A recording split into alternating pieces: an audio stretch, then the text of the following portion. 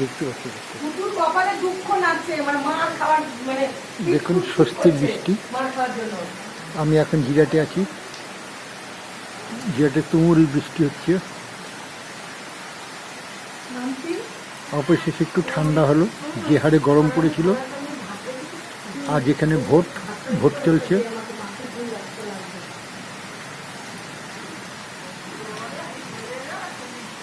দেখুন কি জোর বৃষ্টি পড়ছে।